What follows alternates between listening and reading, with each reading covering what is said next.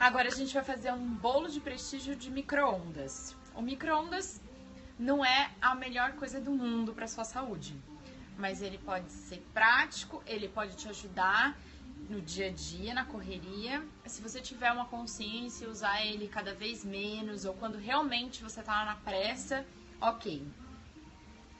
Bom, o que você vai precisar? Os ingredientes também são fáceis, são poucos os ingredientes. Então aqui já tem uma colher de fermento. Aí aqui, 2 colheres de coco ralado. Na verdade é 1 colher, tá? De coco ralado. 2 colheres de cacau. Colher de sopa, tá? 2 colheres de açúcar de coco. 1 ovo.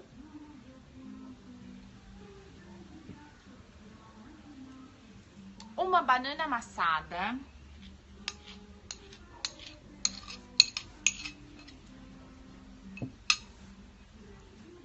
Mais ou menos 50 ml de leite de coco.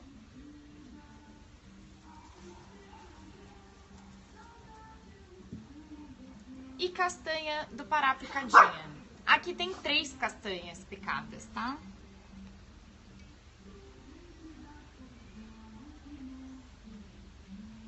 Olha, eu misturei tudo com a mão mesmo, com um garfo, tá? E aí ele fica nessa consistência, tá?